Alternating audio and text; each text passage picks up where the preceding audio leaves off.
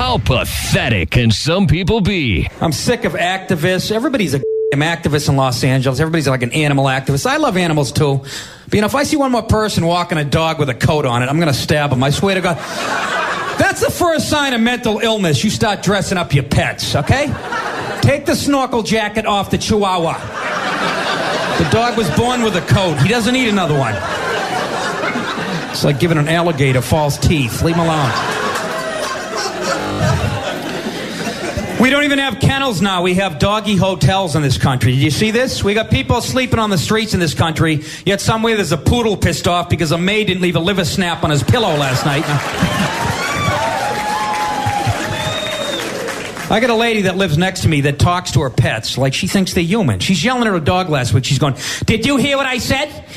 Did you hear what I said?" I go, I think his hearing's perfect. It's the English language that's throwing him off a tad. Maybe he can't hear you because he's wearing earmuffs and a hat. Dumbass of the day. 93.3 KZOZ. There's a hotel in Belgium that is offering companionship for the evening in the way of a goldfish. When you check in, there's bowls of goldfish like you would see in the carnival, like the ones that you throw the ping pong balls at. Sure, yeah. And then take home and they die a couple days later. There's bowls of goldfish on the counter at this hotel in Belgium. I've always been curious about how they keep the goldfish alive for the entirety of the fair, or they must just have them trucked in daily, and how they die when you get them home. 2 days later. Yeah, I know. It's like, did you really like the fair that much, Mr. Goldfish, Mr. Grouper? You just gave up for all you Bubble Guppy fans out there. Come on, these are carnies, all right? Come on. Yeah, like you were just high and mighty living out in 110-degree heat every day, and I get you home into a nice climate-controlled condition at home, and then you decide to die on me there? I'm convinced they give them some sort of steroid food that keeps them up and moving around and brisk. You're pumping them full of uppers, huh? And then they just die like in 2 days. You can rent a goldfish for the evening for $4 a night. It's a part of the service that they're offering to... Sir, would you like our goldfish package? It's extra $4. Help keep their guests company during their stay. It's the Hotel Charleroi Airport near Brussels. They've offered the fish rental service to guests for several years, but it wasn't until recently that a radio producer over there was staying at the hotel, and she snapped a picture of it, and they actually had a discussion about it on their radio program. They talked to the hotel manager. He says, yeah, this is something we started a few years ago. The idea was to surprise our guests, as we always try to do. Yeah, the surprise is, do you want to rent this fish for $4 tonight? And you're like, no. What other crap are you going to try to charge me for? Let's see. I got the pay-per-view $3.99 or the goldfish. Yeah. I think I'm going to go with the pay-per-view. What, I guess if you're lonely and you're a business traveler, like just having something that moves that's alive in the room makes you feel like you have a companion? I don't know. A couple of brothers, they run the hotel. And this is feed it. This is where I got to look this place up on travel. What is that called? A TripAdvisor. I got to look it up on TripAdvisor. Because a couple of brothers run the hotel. They came up with the idea to get the goldfish in order to keep the guests entertained because the check-in process at the hotel became... but they weren't very good at checking people in. Yeah. It took too long. They noticed a lot of people standing in the queue, which means a line, okay? They saw a lot of people standing in line, and they figured and these people were getting antsy and they were getting pissed off that they're standing in line. So this is what it says, quote unquote. I was having a beer with my cousin, and we saw some people waiting to check in. So I decided to go out and buy some goldfish as entertainment. How about opening another counter and going and helping the people to check in? Or just putting a TV in the lobby. Hey, you're checking into me and my brother's hotel? Okay, I'm just going to be over here having a beer with my cousin. We're going to try to figure out how to get you guys entertained, okay? Yeah, but you go to the airport. What are they going to take the TVs out now while you wait for your flight? You look at a goldfish? I mean, normally people would put a television in, or of course open another counter. Or another computer and check the people in that are in line. You have you and your cousin sitting there. Open up 2 computers. Say, hey, all right, we're going to check people in.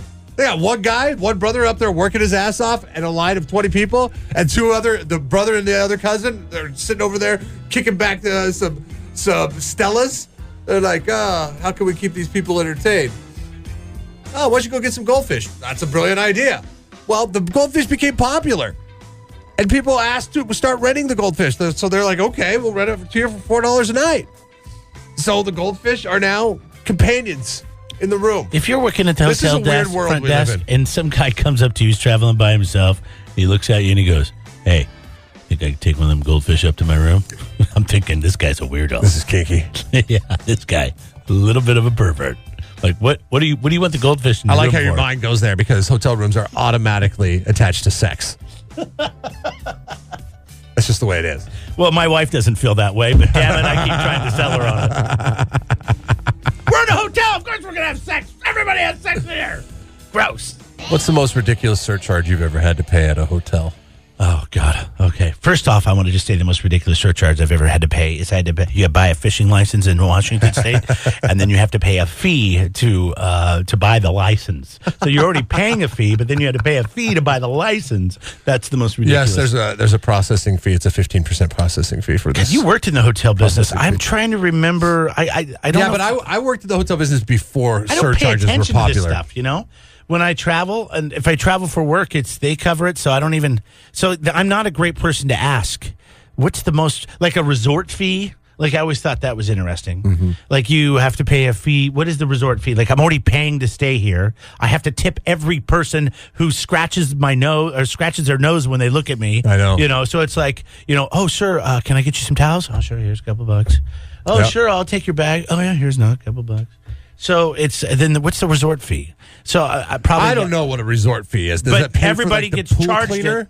Does Every- it? yeah. I mean, does it? What does it pay for? I'm guessing it's because they have a swimming pool and you get to swim in it.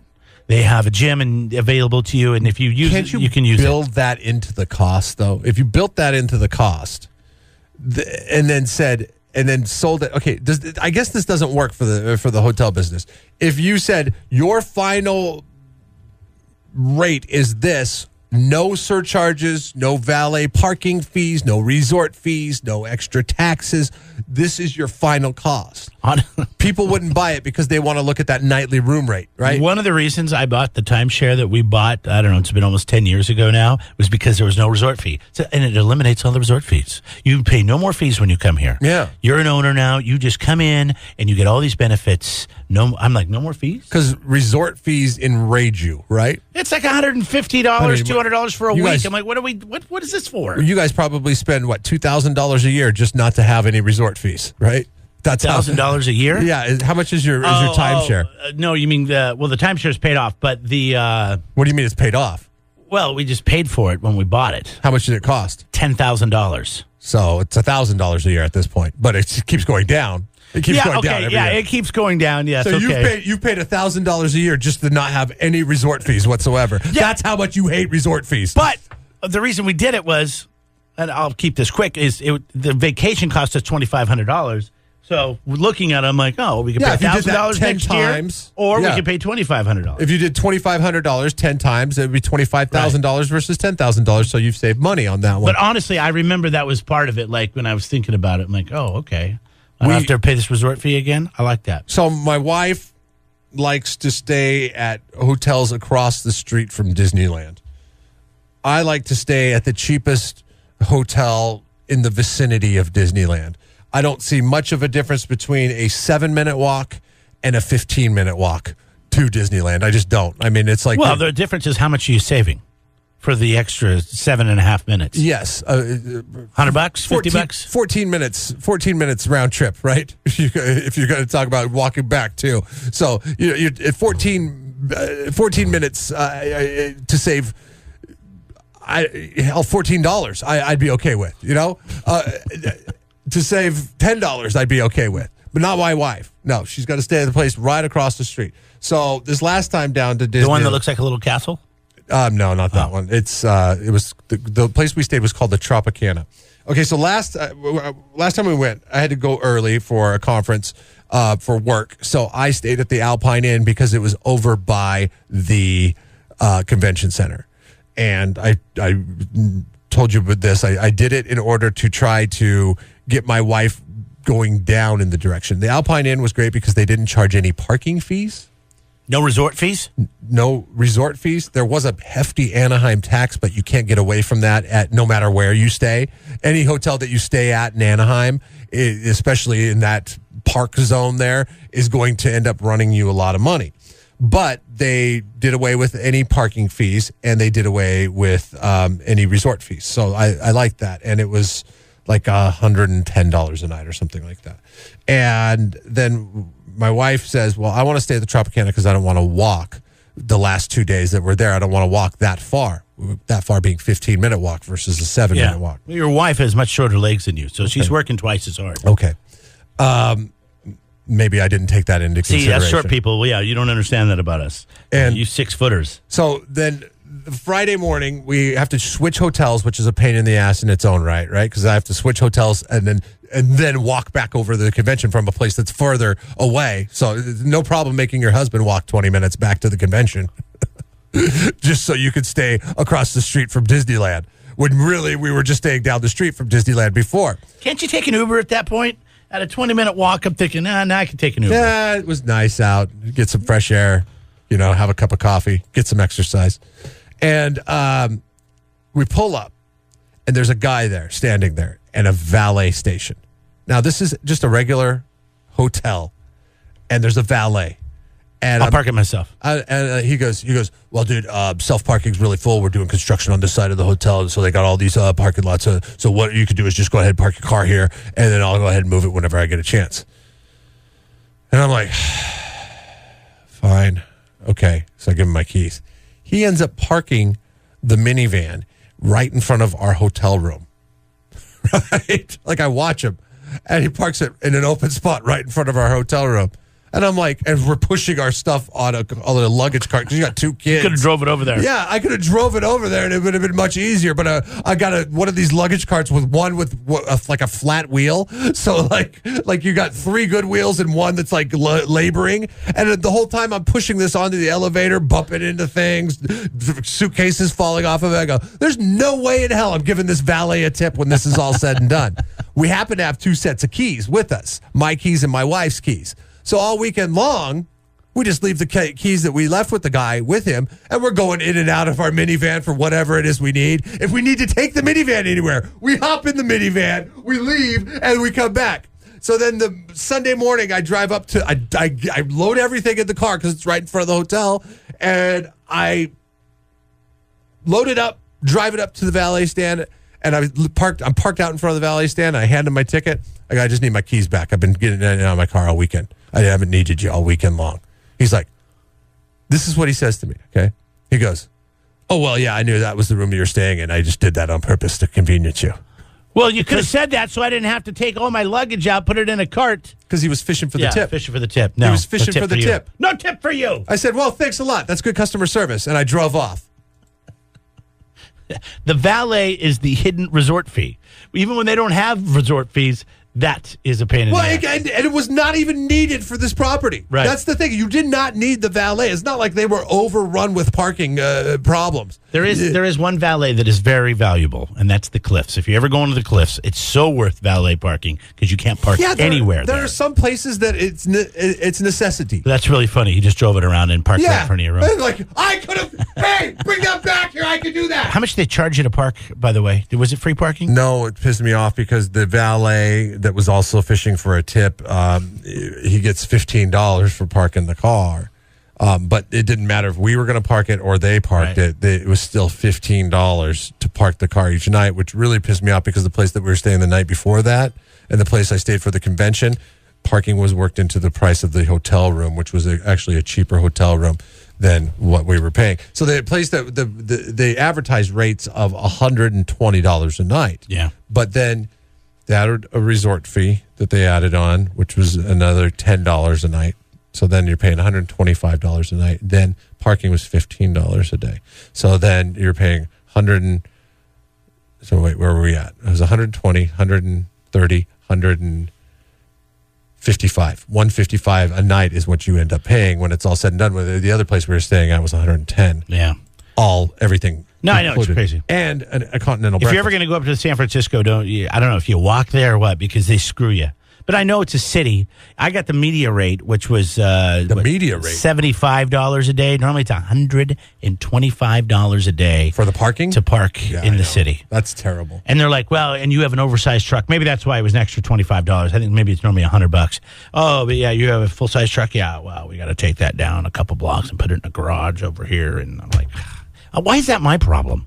Like, that is not my problem. You don't need to Parking's tell big me where you're business. parking it. Parking is big business because it's a piece of concrete. What do you do, though, if you come from out of town? What are you supposed to walk there? What do I take the bus? I mean, that sounds ridiculous. Yes, you're supposed to park your car in South San Francisco and take a bus in. And just tell the people that you're meeting, I could be an hour and a half late. Or sometime tomorrow I'll be there. Yeah, I'm leaving today. Hi, thanks for hanging on. Go ahead, man. Taxes in the Bay Area. When you stay at a hotel, they charge you for a bedroom tax. The bedroom. It's ridiculous. A hotel's supposed to have a bedroom. What the hell's that about? Wait, you're telling me that the room rate is not the bedroom tax? Because that's pretty much what you're charging me, right? Yeah, exactly. I mean, you're there to stay in a damn bed. Yeah. They're charging you an extra $4 a night for bedroom tax. And I or love bed it. tax. I love it when you ask them what the charge is, and they're like, "Oh yeah, that's the bedroom tax," and then they move on with whatever it is that they're working on, as if you have no say in it whatsoever. You're like, you're not going to be able to argue that, and you can't argue it. You're just like, well, okay, whatever. It's Yeah, you're there. You have to pay it at that point. Yeah, because all you're going to do is, okay, fine, I'm leaving, and then you have to go somewhere else and pay the same tax. stupid. Yeah, exactly. Stupid. I just brought that. We're getting ready to go to the Niner game this weekend, and it reminded me the hotel we stay in. It's right down the street from the stadium, but it's $4 a night for the bed tax. You should bring Not pennies. A bedroom tax. You say a bed tax. Bring pennies and say, you know, I like to pay for the bedroom tax separate. I brought you guys. Here's my bedroom tax and pennies. Yeah, don't put this on the card, okay? Patrick writes in, this is something we were talking about earlier. He goes, you know how some hotels stock the fridge with billable items, like a minibar? Yes. Oh, yeah. He once stayed at a hotel in Los Angeles.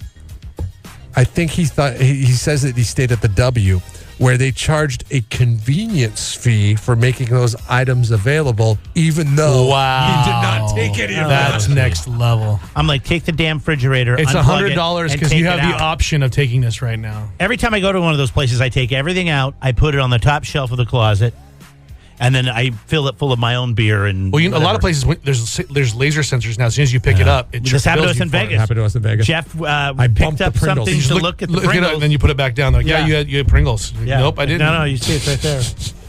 I don't touch any of it. I just put caution tape up. Yeah, around it. that's Don't how you get have to near treat here. it. Yeah. God, I hate the hotel business. It's like the Although my wife Wait, Robert. and I went to in Santa Barbara, and we were at our hotel. And we came back. We've been drinking at dinner. I came in. I'm like, I'm eating the Snickers bites and a Heineken. And we check out. They're like, that was $28.